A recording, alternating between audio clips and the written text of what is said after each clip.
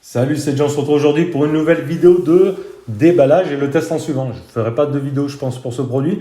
Produit qui nous a été envoyé par la boutique Trading Shenzhen. Il s'agit des RS2K, les petites consoles, hein, tu sais, rétro gaming. Voilà, donc ici on est sur la Max 2, on va aller faire un tour sur le site Trad, voir les caractéristiques. Et d'abord on se la sort de la boîte, on va voir ce que ça donne. Donc là on y retrouve Paukidi. Et on se rend compte que j'avais fait déjà une vidéo pour cette marque-là. Je te rappelle, une petite console pliable rouge avec un joystick et tout. Et il me semble que c'était cette marque, c'était Paukidi. Donc voilà, ici tu retrouves la marque Paukidi. Après, bon là tout est en chinois. RGB 10 Max. Après tu as les coloris ici. Donc là, ici on est sur la Max 2, le modèle Max 2.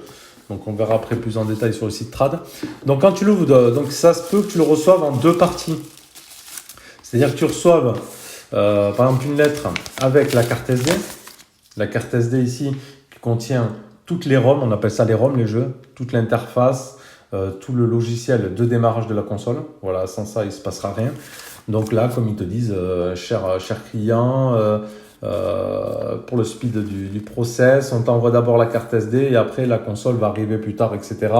Une fois que tu reçois ta console, tu as juste à y mettre ta carte SD dedans et démarrer le produit et prendre plaisir et jouer directement. Donc voilà, ça se peut que ça arrive séparément. Je crois qu'ils avaient eu un problème d'approvisionnement des cartes SD. Elle était scotchée toujours sur le petit bon d'achat de chez Trading. Donc tu avais la carte SD ici. Donc je l'ai ouvert moi d'abord pour regarder. Et ici, donc, tu retrouves un petit étui. Voilà, ça, c'est pas ta console. Et tu retrouves après, tu tombes directement sur le produit. Petite console au format Switch, on va dire, hein, au petit format Switch. Donc, tu vas sortir de l'étui, là. Hop là, on va se la poser. Bah, attends, on va prendre le trépied du téléphone. On va se la poser là. Ouais, présente bien comme ça. Plutôt pas mal. Et donc, ici, après, dans ton plastique, hop. Après, tu n'as pas grand-chose dans la boîte. Hein.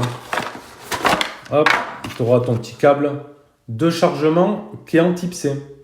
Donc ça c'est plutôt cool. Et un petit deux feuilles de notice juste pour te montrer en anglais ou chinois, avec beaucoup de chinois, à quoi servent les boutons. Bon, je pense que tu apprendras sur le tas, ce sera bien mieux.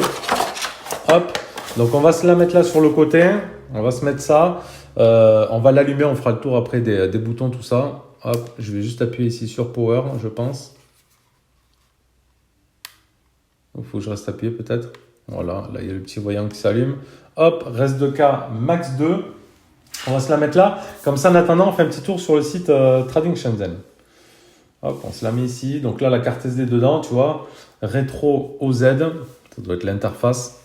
Ça démarre. Donc on se retrouve sur Trading. Ils ont toute une série de consoles rétro, au format Game Boy, au format comme ça, un petit peu Switch, au format NES et tout. On en a déjà présenté pour eux. Donc voilà, ici on est sur le modèle Max 2. Hop. Donc on va cliquer dessus. Un produit que tu retrouves à 157 €. 157 €, la rétro Max 2, console N64, PS Dreamcast, etc. Tu retrouveras toutes les consoles en un. Donc tu as 42 consoles, 16 000 jeux dessus. 20% plus performante que les anciens modèles. L'optimisation du firmware, les descriptions des vidéos et un bon émulateur. C'est vrai que déjà ça paraît franchement joli là. L'écran couleur et tout là. Ça a l'air plutôt pas mal. 5 pouces l'écran dessus. On ira dans les détails après. Donc testé. Donc tu auras du Street Fighter, tout ça. Donc c'est du RK 3326 en quad-core. 8 heures de jeu pour la batterie. Donc rétro OZ, le GPU. L'ajustement de cette version est 20% plus performant pour la partie vidéo et tout. Donc 5 pouces. Ça c'est bon. 16 000 jeux. Donc là, tu as quand même de quoi faire. L'optimisation, 42 consoles. Donc compact, elle fait 19,5, 1,8 d'épaisseur et 7,6 de hauteur. Donc ça, c'est pas mal. Donc 5 pouces, 480. Donc résolution 854 par 480. Ok, 4200 mAh de batterie, donc donné pour 8 heures. Ce serait de la résolution HD en 16 neuvième. Bon, mais ça suffit, hein, très certainement. Ok. Là, donc, le processeur RK 3326, 1,5 GHz. ok, accompagné du Mali G31 MP2 pour le GPU et 1 Go DDR3 de RAM. Bon, ça a l'air sympa ça quand même. Ça a l'air plutôt cool. Allez, on va se regarder ici si on a le produit détail, voir plus de détails. Donc 1 Go de RAM, 256 Go de stockage dedans où il y aura tous les jeux. Ok, 5 pouces en IPS, on l'a vu, 854 par 480, du Wi-Fi, 4200 mAh, donc Wi-Fi 10 pas, 2,4 GHz je pense. Son stéréo, donc deux sons stéréo, support vibration moteur, 42 consoles, 16 000 jeux, multilangue, ça c'est bien, 222 grammes, et on est plutôt pas mal. Donc voilà la bête. Donc là elle est allumée, donc tu retrouves ici, sur ton écran principal, une partie ici manette, une partie ici joystick, qui va te permettre de naviguer aussi. Ici tu vas y retrouver des boutons ici, c'est le bouton Select, juste là. Sur la partie droite ici, donc tu retrouves des boutons, avec comme les consoles, hein, donc tu auras le A, le X, le Y, le B. Ici il n'y a rien de marqué, là c'est le bouton Start. Le petit voyant ici comme quoi la console est allumée. Ok. Sur la partie basse ici, donc 2 ouvertures là, je pense peut-être pour les haut-parleurs. Et après sur le dessus, il y a pas mal de choses quand même à voir aussi sur le dessus. On va se mettre comme ça, c'est ici que c'est écrit à l'endroit. Donc là tu retrouves dans l'ordre ici le bouton Power, après le bouton R, ça doit être les Reset. On-Off pour la Wi-Fi. Ici l'alimentation en USB type C. Ici la prise casque. Après tu auras une partie aussi OTG. Là tu auras l'emplacement pour la carte SD que tu auras reçu, que tu vas installer dedans. Ici, plus moins pour le volume. Et ici, donc R1, R2. Et ici, L1, L2. Les petites gâchettes pour jouer. Donc après, ici sur l'arrière, tu auras la marque Paukidi. Bon, après, ça fait un peu cheap. Les boutons, quand tu appuies, c'est... Donc là, je suis quoi? Je suis à 100% du son. Ici, tu vas monter ton volume. Hop. Mais là, on se fait d'abord la partie déballage et après, on se fera une vidéo plus précise hein, pour faire la partie jeu. Donc, on fait juste le petit tour des consoles. Donc, ici, tu vas rentrer sur du Atari, du ColecoVision, pardon, de l'Amiga, Intellivision, le PC Engine CD, Nintendo 64. Ici, Famicom Disk System, tu vas retrouver des jeux. La Nintendo Basic, plutôt pas mal. La Super Nintendo, après tu peux naviguer avec ça ou le joystick. Hein. La Sega Genesis, la Sega CD, la Sega Dreamcast, la Sega Master System, la Sega Mega Drive, la Sega SG 1000, la PlayStation 1, la Wonderswan, la Wonderswan Color, Nintendo DS, de la Game Boy Advance, de la Game Boy Color, du Virtual Boy. Après, tu as des émulateurs de jeux de bande d'arcade en fait. Après, tu auras la Game Gear, la Neo Geo, la Pocket Color, l'Amstrad, l'Atari, le Commodore, l'Amiga, la MSX, MSX2. Et je te passe tous les noms. Neo Geo, Atari 2600, 5200, 7800. Et là, je pense qu'on a fait le tour. On a fait le tour de tout. Donc, par exemple, ici, tu appuies sur A, tu rentres dans le jeu, enfin dans l'interface. Et ici, en bas, donc tu as le son, hein, tu as les petites vidéos en plus des mots.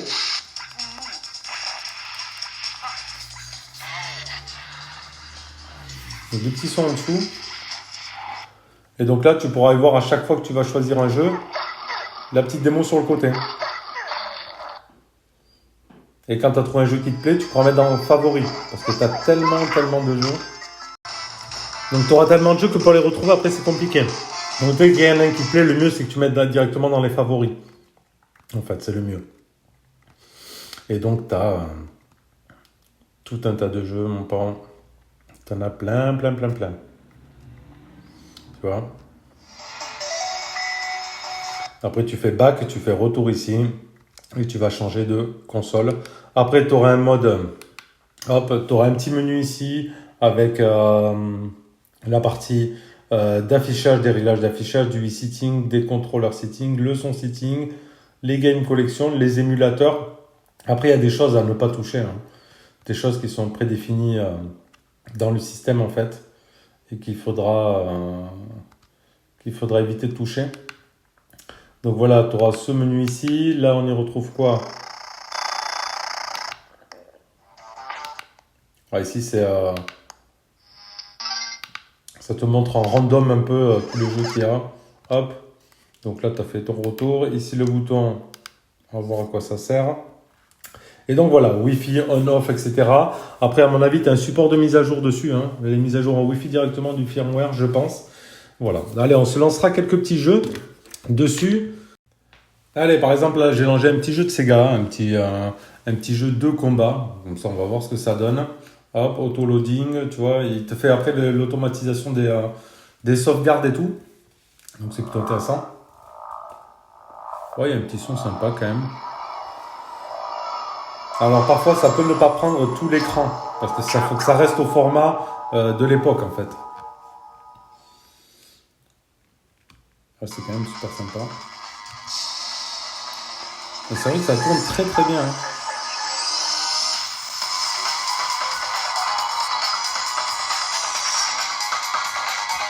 Voilà, l'affichage est plutôt sympa quand même.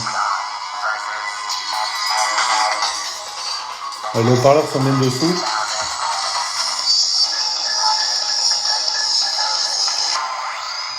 Allez, on rentre dans le jeu direct. Voilà, petit jeu de combat. Bon, je baisse un petit peu le son. Allez, on se fait un petit mode arcade, juste un petit combat comme ça. Et de toute façon... Ah merde, il fallait que je presse... presse start. Non.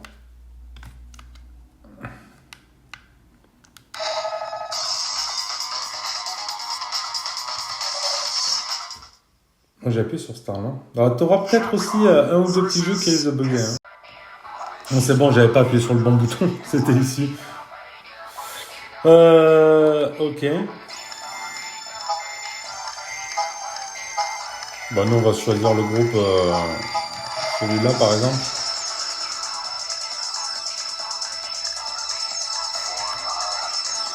Après, tu choisis ton joueur. On prend n'importe quel joueur. Mode turbo, normal. On va se mettre en normal. En tout cas, les couleurs et tout sont super bien.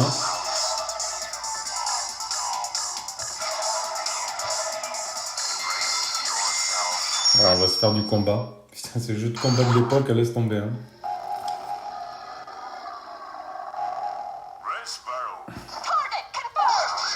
Après, tout le joystick et tout là. Donc là, coup de poing, coup de pied. Hop. Ceux-là aussi, ils font des trucs. Donc on sautait en appuyant. Après, il fallait trouver les combos. Hein. Il y avait des prises à faire.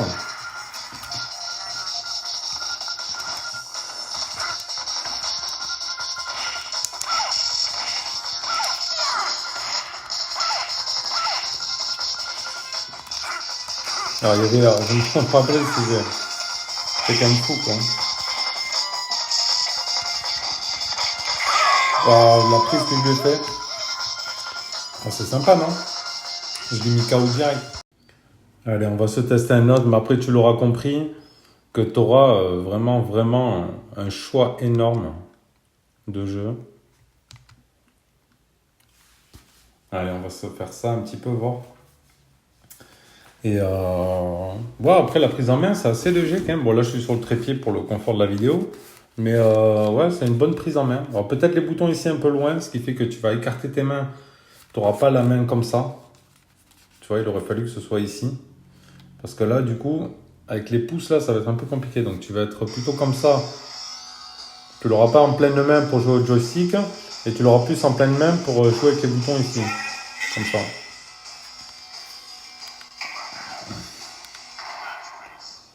Tu vois? Dommage que ce soit pas un petit peu décalé. Select Rider. Ouais, putain, qu'est-ce que j'ai pu jouer à ce jeu, moi? Ben, on prend tout n'importe. Et ouais, donc voilà, un petit peu dommage, j'ai le joystick un peu bas. Il aurait fallu qu'elle soit un peu plus large, la console, peut-être. Mais bon.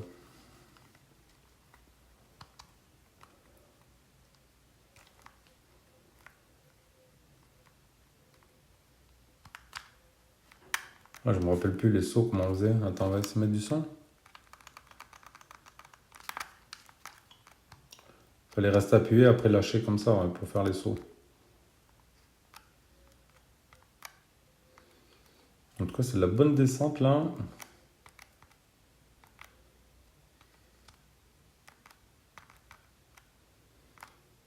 Même si je me suis fait larguer déjà.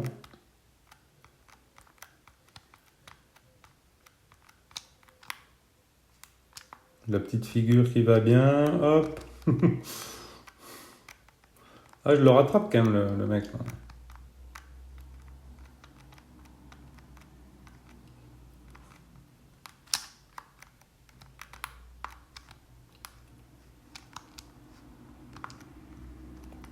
Ah ouais, après, hein, faudra retrouver. Là, il n'y a pas de son sur celui-là, par exemple. Hop. Et la petite gamelle. Donc voilà, non, plutôt sympa. Après, là, retrouver l'esprit après des vieux Mario Kart. Et il y a plein d'autres jeux. Je parle de Mario, mais il y en a tellement. Donc voilà, c'était juste la petite présentation test de cette Pop Kiddy 13 de chez Trading Shenzhen. Après, voilà, un petit produit sympa, une 130 et quelques euros. Plutôt cool, un écran couleur. Bon, c'est assez léger. Dommage juste la prise en main par rapport au joystick. Il faudra la tenir un petit peu comme ça. Mais sinon, voilà, plaisant. Tu as plein de consoles dedans, plein d'options. Tu peux couper la Wi-Fi, tout, mettre de l'OTG. Tu peux rajouter, si tu t'y connais un peu, tu peux télécharger aussi d'autres ROM, hein, d'autres jeux, même d'autres émulateurs et tout. Voilà, tu as tout le support ici qu'il faut pour pouvoir faire tourner du rétro gaming. Donc, c'est plutôt sympa. Hop. Et donc, voilà. Allez, merci d'avoir suivi cette petite vidéo. Je te dis à bientôt pour une prochaine vidéo. Allez, merci à toi.